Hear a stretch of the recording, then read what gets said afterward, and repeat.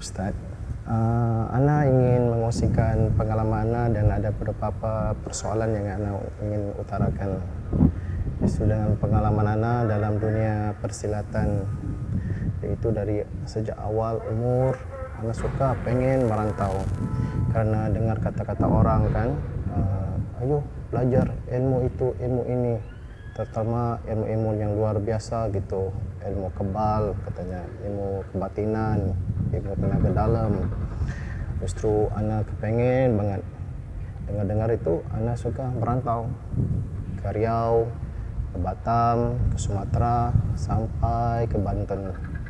Justru pengalaman Ana itu untuk mempelajari itu ada cara-cara, syarat-syaratnya. Jadi pengalaman Ana waktu di Banten, sebelum itu Ana sama teman yang warga Banten itu sendiri harus ke bengkel beli air keras, beli buah apa itu, ball bearing ya, mesti kaca. Itu syarat-syarat untuk Ana nanti harus membaca mantra-mantra dan harus konsumsi itu sendiri. Justru sudah sampai pada guru itu mengajar Ana membaca mantra-mantra bercampur dengan ayat-ayat suci Al-Quran. Karena Ana yakin, Ana akur kata-katanya, harus itu, harus ini. Saat Ana makan ball bearing itu, kaca itu, rasanya gampang Ustaz. Tapi ada syarat-syarat pantang-pantangnya.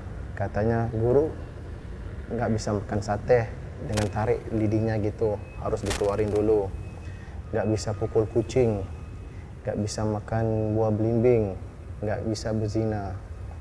Nah dari itu Ana akur, Ana dengar kata-katanya. Dan benar sih Ustaz, Ana dicoba tes dengan golok, ditetak 3 kali sekokoknya, benar, nggak ada berdarah, nggak ada luka. Dan alhamdulillah qadarullah Ana ketemu satu ikhwan yang menasihati Ana, Aki, apa tujuan antum sebenarnya dilanggar syarat-syarat Islam, sedangkan itu adalah dosa besar, yaitu dosa syirik, dan dikata membawa sial sebenarnya dalam hidup antum. Dari Ana memikir kata-katanya itu, baru Ana sadar, alhamdulillah Ana diberi hidayah yang sebenarnya amalan-amalan Ana yang mau pelajari ini sia-sia belaka. Justru sudah Ana kena sunnah, perbuatan syirik itulah perbuatan yang paling Ana benci sekali. Sedangkan waktu itu dulu Ana sayang banget, suka banget mencari. Alhamdulillah setelah itu Ana tinggalkan amalan-amalan itu. Ana enggak praktis lagi lah, cuma fokus pada bela diri, praktik itu. Justru Ana mau tanya pada Ustadz, apa hukum sebenarnya? Iya, hukum mempelajari bela diri yang difatwakan oleh para ulama seperti Syekh bin Baz dan yang lainnya, bahwa pada asalnya mubah saja, tapi di sana ada dhawabit, batasan yang harus diperhatikan. Batasannya seperti kita tidak boleh memukul wajah, sebab ketika kita fight sama orang kan terkadang kita pukul wajahnya, sementara Nabi mengatakan la tadribul wajh, jangan kamu memukul wajah. Kadang kita menzalimi orang dengan menendang dia atau memukul dia sehingga dia kesakitan, sementara berbuat zalim kepada orang lain itu dilarang dalam Islam. Demikian pula di antara dhawabitnya adalah tidak mengandung seperti yang antum ceritakan ya, berupa ilmu-ilmu kekebalan dengan cara membuat mantra-mantra. Terkadang diberikan padanya ayat-ayat Al-Quran begitu, sehingga mereka menganggap katanya ini ilmu putih, padahal tidak ada ilmu putih. Semua itu bantuan dari jin. Sebab kalau itu perkara yang baik, tentu yang pertama kali melakukannya Nabi kan, dan para sahabatnya. Apalagi di zaman Nabi, setiap bulan beliau perang. Mungkin kalau itu perkara yang bagus, Rasulullah akan pelajari bagaimana kebal, sehingga ketika perang tidak perlu pakai tameng, tidak perlu kita pakai baju besi lagi ya, setiap dipukul nggak mempan dan yang lainnya. Ini jelas perbuatan batil, bahkan itu perbuatan dari jin. Allah mengatakan wa annahu kana rijalun minal ins ya'udzuuna birijalin minal jin fazaduhum rahaqa. Dan sesungguhnya ada manusia-manusia yang meminta perlindungan dan pertolongan kepada para jin, dan mereka pun para jin itu pun menambah para manusia itu kesesatannya. Maka dari itu perbuatan-perbuatan yang mereka lakukan biasanya pasti mereka akan minta syarat-syarat tertentu, ya, seperti misalnya buah tertentu ataupun sesuatu tertentu yang apabila melakukan seperti ini dia akan hilang ilmunya. Itu sama sekali bukan karomah, sebab karomah tidak bisa dibatalkan oleh apapun. Sedangkan sihir, kata para ulama, bisa dibatalkan oleh zikir, bisa dibatalkan oleh sesuatu. Makanya kata para ulama, perbedaan antara karomah dan sihir itu ada 3. Yang pertama, bahwa karomah tidak bisa dibatalkan oleh apapun, sedangkan sihir bisa dibatalkan dengan zikir.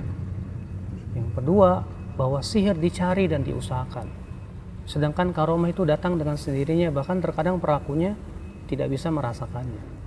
Makanya karomah tidak bisa diulangi, sedangkan sihir bisa. Makanya kalau ada seorang yang merasa dirinya seorang kiai atau guru atau ustadz, tapi dia bisa mendemokan karomahnya, itu sihir pasti. Sebab yang namanya karomah tidak akan bisa didemokan. Di antara perbedaannya bahwa zikir, karomah itu hanya terjadi kepada orang-orang yang mentauhidkan Allah dan menjauhkan kesyirikan, dan ittiba sunnah Rasul dan menjauhi kebid'ahan, menaati Allah dan Rasulnya, menjauh kemaksiatan. Sedangkan sihir itu terjadi kepada orang-orang yang mempersekutukan Allah Subhanahu wa taala. Kadang ya seseorang yang diantara talbis iblis itu dicampurkan padanya zikir-zikir dan ayat-ayat Al-Quran. Seperti misalnya ada orang yang bisa memukul orang lain dari jauh dengan membaca inna a'tainakal kautsar berulang-ulang. Mereka mengatakan, lah ini kan dari kekuatan inna a'tainakal kautsar. Ayat Al-Quran katanya tidak mungkin dari jin, ini pasti dari malaikat atau yang lainnya. Kita katakan ini batil. Kenapa demikian? Karena kata para ulama, bid'ah itu lebih disukai oleh iblis daripada maksiat. Sementara ketika seseorang mengulang-ulang bacaan inna a'tainakal kautsar sampai 1000 kali misalnya, atau ayat kursi diulang-ulang terus dengan tujuan supaya dia mempunyai kekuatan, ini perkara yang diada-adakan dalam agama. Makanya dengan niatnya seperti itu, ya, pertama niatnya saja sudah salah. Yang kedua, dia melakukan perbuatan yang tidak pernah dicontohkan oleh Nabi SAW. Maka pantas saja setan akan membantu dia. Karena bid'ah itu kata para ulama lebih disukai oleh iblis daripada maksiat. Oleh karena itulah kita juga berhati-hati, ya, jangan sampai ketika melakukan silat kita ternyata mengandung padanya hal-hal yang disebutkan tadi, ingin kebal, ingin bisa terbang di udara atau bisa berjalan di atas air. Kata Imam Asy-Syafi'i, kalau aku melihat ada orang yang terbang di langit, aku tidak akan terima sampai aku lihat amalannya. Kalau memang amalannya sesuai sunnah Nabi, ya bisa jadi itu karomah.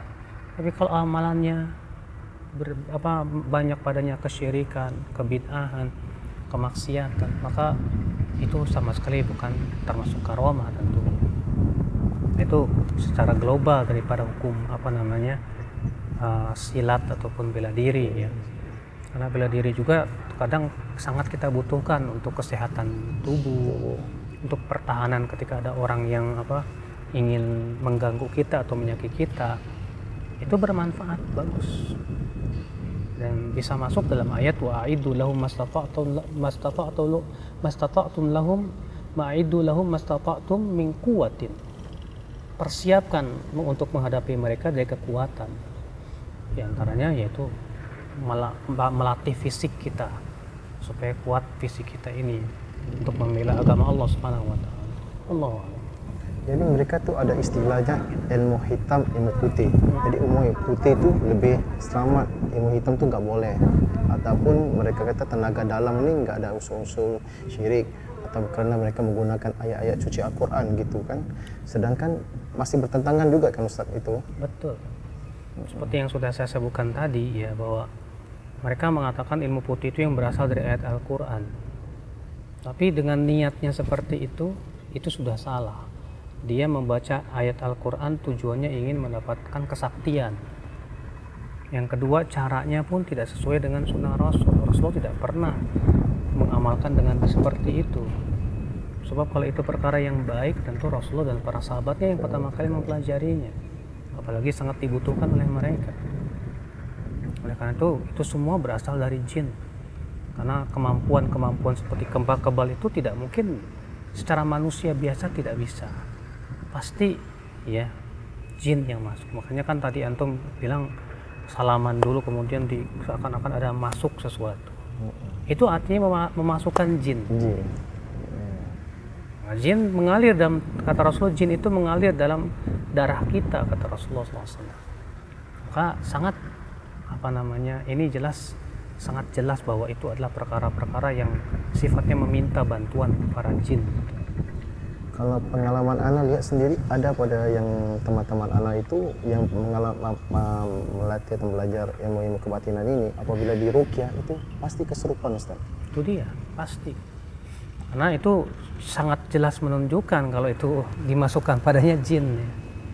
Makanya mereka yang mengatakan ini ilmu putih, coba di ruqyah.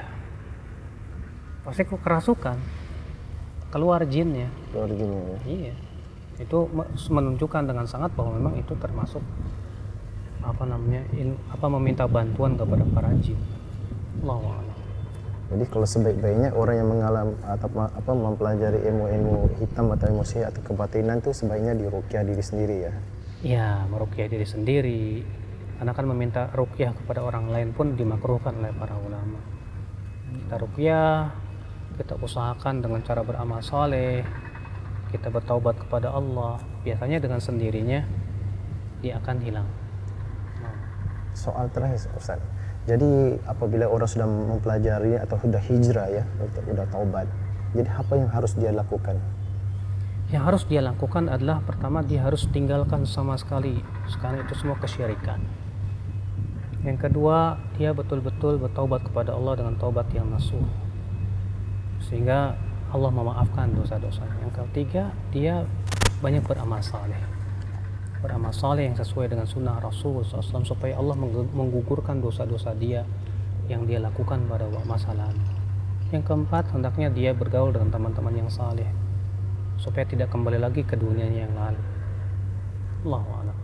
Jazakallah khairan. Jazakallah khairan. Nasihatnya. Barakallahu fiik.